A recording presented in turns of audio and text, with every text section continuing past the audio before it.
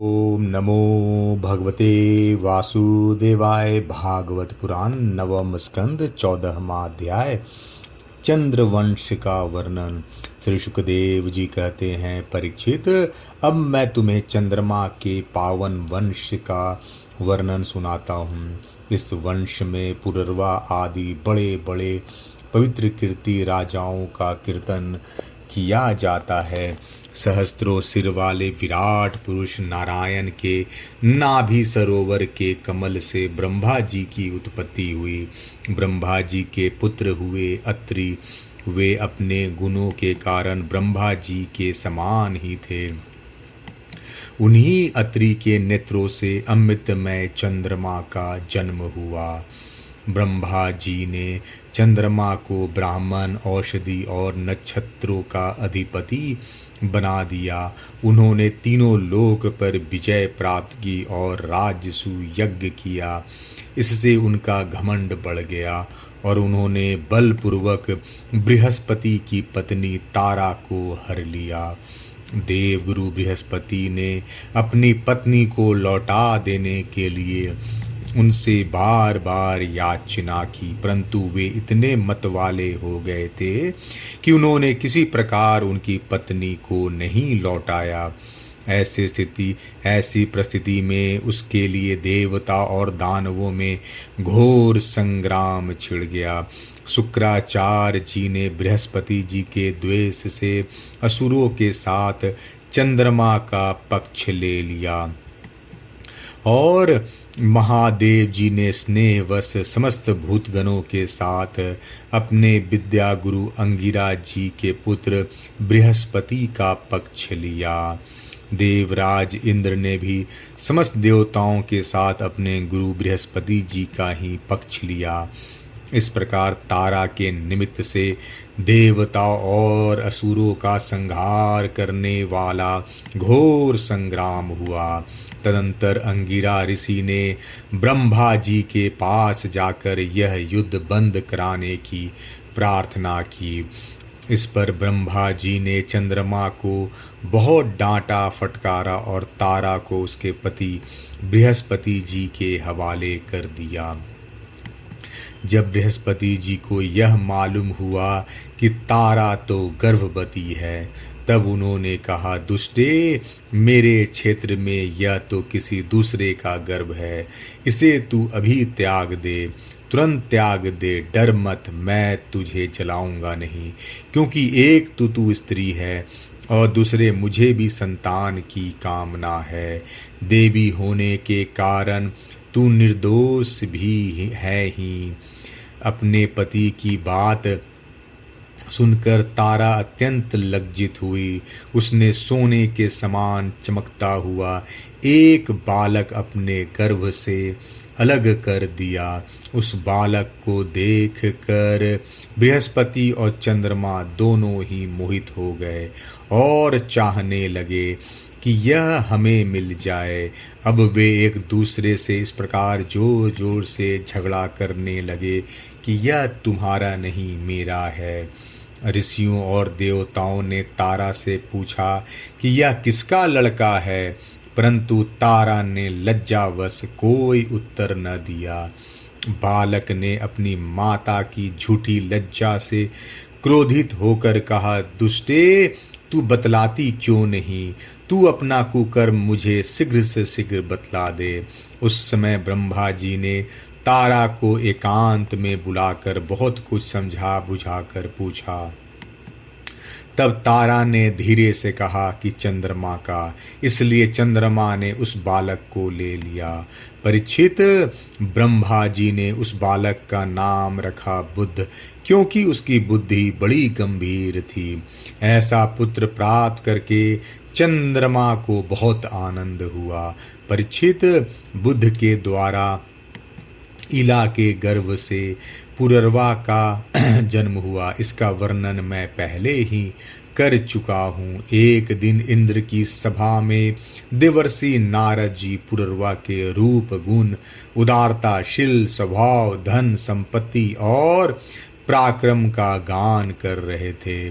उन्हें सुनकर उर्वशी के हृदय में काम भाव का उदय हो गया और उससे पीड़ित होकर वह देवांगना पुरुरवा के पास चली आई। यद्यपि उर्वशी को मित्र वरुण के शाप से ही मृत्यु लोक में आना पड़ा था, फिर भी पुरुष शिरोमणि पुरुरवा मूर्तिमान कामदेव के समान सुंदर हैं। यह सुनकर सुर सुंदरी उर्वशी ने धैर्य धारण किया और वह उनके पास चली आई। देवांगना उर्वशी को देखकर राजा पुरुरवा के नेत्र हर्ष से खिल उठे, उनके शरीर में रोमांच हो आया। उन्होंने बड़ी मीठी वाणी से कहा। राजा पुरुरवा ने कहा, सुंदरी तुम्हारा स्वागत है, बैठो, मैं तुम्हारी क्या सेवा करूं? तुम मेरे साथ विहार करो और हम दोनों का यह विहार अनंत काल तक चलता रहे। उर्वशी ने कहा, राजन आप सौंदर्य के मूर्तिमान स्वरूप हैं, भला ऐसी कौन कामनी है जिसकी दृष्टि और मन आप में आसक्त न हो जाए, क्योंकि आपके समीप आकर मेरा मन रमन की इच्छा से अपना धैर्य खो बैठा है। राजन, जो पुरुष रूप गुण आदि के कारण प्रशंसनीय होता है वही स्त्रियों को अभिष्ट होता है, अतः मैं आपके साथ अवश्य विहार करूंगी। परंतु मेरी प्रेमी महाराज, मेरी एक शर्त है, मैं आपको धरोहर के रूप में भेड़ के 2 बच्चे सौंपती हूँ, आप इनकी रक्षा करना। वीर शिरोमणि, मैं केवल घी खाऊंगी और मैथुन के अतिरिक्त और किसी भी समय आपको वस्त्रहीन न देख सकूंगी। परम मनस्वी पुरुरवा ने ठीक है ऐसा कहकर उसकी शर्त स्वीकार कर ली। और फिर उर्वशी ने कहा, तुम्हारा यह सौंदर्य अद्भुत है, तुम्हारा भाव अलौकिक है, यह तो सारी मनुष्य सृष्टि को मोहित करने वाला है। और देवी, कृपया करके तुम स्वयं यहाँ आई हो, फिर कौन सा मनुष्य है जो तुम्हारा सेवन न करेगा। परीक्षित, तब उर्वशी काम शास्त्रोक्त पद्धति से पुरुष श्रेष्ठ पुरुरवा के साथ विहार करने लगी। वे देवताओं की विहार स्थली चैत्रथ, नंदन वन आदि उपवनों में उसके साथ स्वच्छंद विहार करने लगे। देवी उर्वशी के शरीर से कमल केसर की सी सुगंध निकला करती थी। उसके साथ राजा पुरुरवा ने बहुत वर्षों तक आनंद विहार किया। वे उसके मुख की सुरभि से अपनी शुद्ध बुद्ध खो बैठते थे। इधर जब इंद्र ने उर्वशी को नहीं देखा तब उन्होंने गंधर्वों को उसे लाने के लिए भेजा और कहा, उर्वशी के बिना मुझे यह स्वर्ग फीका जान पड़ता है। वे गंधर्व आधी रात के समय घोर अंधकार में वहां गए और उर्वशी के 2 भेड़ों को, जिन्हें उसने राजा के पास धरोवर रखा था, चुरा कर चलते बने। उर्वशी ने जब गंधर्वों के द्वारा ले जाते हुए अपने पुत्र के समान प्यारे भेड़ों को बे सुनी, तब वह कह उठी कि अरे, इस कायर को अपना स्वामी बनाकर मैं तो मारी गई। यह नपुंसक अपने को बड़ा वीर मानता है, यह मेरे भेड़ों को भी न बचा सका। इसी पर विश्वास करने के कारण लुटेरे मेरे बच्चों को लूट कर लिए जा रहे हैं। मैं तो मर गई, देखो तो सही, यह दिन में तो मर्द बनता है और रात में स्त्रियों की तरह डर कर सोया रहता है।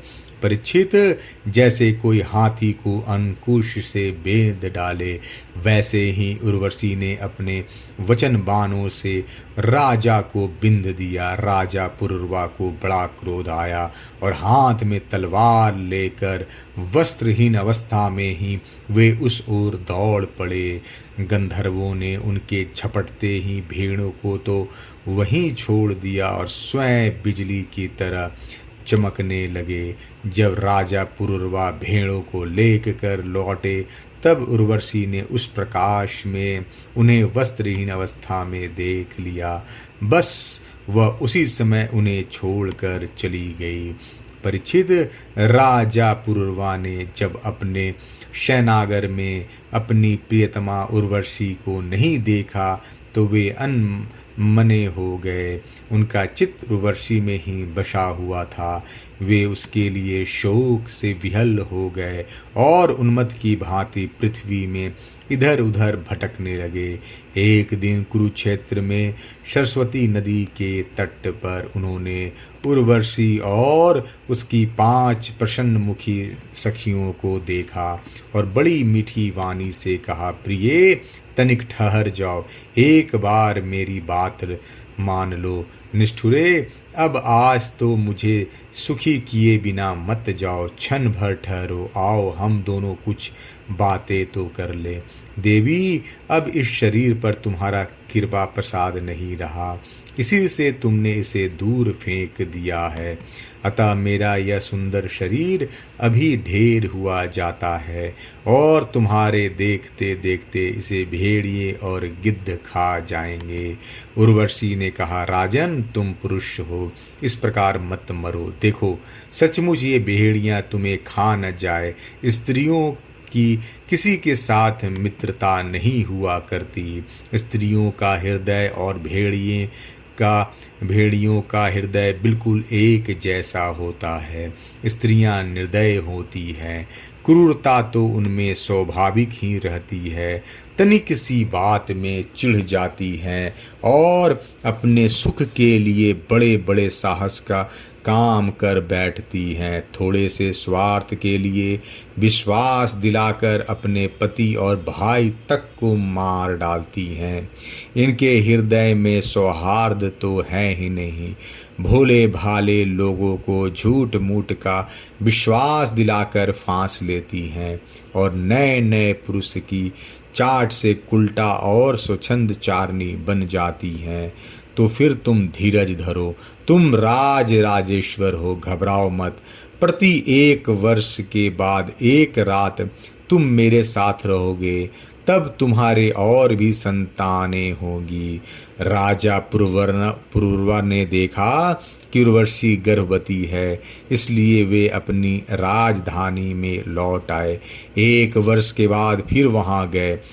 तब तक उर्वशी एक वीर पुत्र की माता हो चुकी थी। उर्वशी के मिलने से पुरुरवा को बड़ा सुख मिला और वे एक रात उसी के साथ रहे। प्रातःकाल जब वे विदा होने लगे, तब विरह के दुख से वे अत्यंत दीन हो गए। उर्वशी ने उनसे कहा, तुम इन गंधर्वों की स्तुति करो, ये चाहे तो तुम्हें मुझे दे सकते हैं। तब राजा पुरुरवा ने गंधर्वों की स्तुति की। परीक्षित, राजा पुरुरवा की स्तुति से प्रसन्न होकर गंधर्वों ने उन्हें एक अग्नि स्थापना करने के पात्र दी। राजा ने समझा यही उर्वशी है, इसलिए उसको हृदय से लगाकर वे एक वन से दूसरे वन में घूमते रहे। जब उन्हें होश हुआ तब वे स्थाली को वन में छोड़कर अपने महल में लौट आए और एवं रात के समय उर्वशी का ध्यान करते रहे। इस प्रकार जब त्रेता युग का प्रारंभ हुआ, तब उनके हृदय में तीनों वेद प्रकट हुए। फिर वे उस स्थान पर गए जहाँ उन्होंने वह अग्निस्थाली छोड़ी थी। अब उस स्थान पर शमी वृक्ष के गर्भ में एक पीपल का वृक्ष उग आया था। उसे देखकर उन्होंने उससे 2 अरनियां मंथन काष्ठ बनाई। फिर उन्होंने उर्वशी लोक की कामना से नीचे की अरनी को उर्वशी, ऊपर की अरनी को पुरुरवा और बीज के काष्ठ को पुत्र रूप से चिंतन करते हुए अग्नि प्रज्वलित करने वाले मंत्रों से मंथन किया। तीनों मंथन से जात वेता नामक अग्नि प्रकट हुआ। राजा पुरुरवा ने अग्नि देवता को त्रिविधि विद्या के द्वारा आहवनीय गार्हपत्य और दक्षिणांगनी इन तीनों भागों में विभक्त करके पुत्र रूप से स्वीकार कर लिया। फिर उर्वशी लोक की इच्छा से पुरुरवा ने उन तीनों अग्नियों द्वारा सर्वदेव स्वरूप इंद्रियातीत यज्ञपति भगवान श्री हरि का यजन किया। परीक्षित, त्रेता के पूर्व सत्य युग में एकमात्र प्रणव ओंकार ही वेद था। सारे वेद शास्त्र उसी के अंतर्भूत थे। देवता थे एकमात्र नारायण, और कोई न था। अग्नि भी 3 नहीं केवल एक था, और वर्ण भी केवल एक हंस ही था। परीक्षित, त्रेता के प्रारंभ में पुरुरवा से ही वेदत्री और यज्ञत्री का आविर्भाव हुआ। राजा पुरुरवा ने अग्नि को संतान रूप से स्वीकार करके गंधर्व लोक की प्राप्ति की। 14वां अध्याय समाप्त। जय श्री कृष्ण।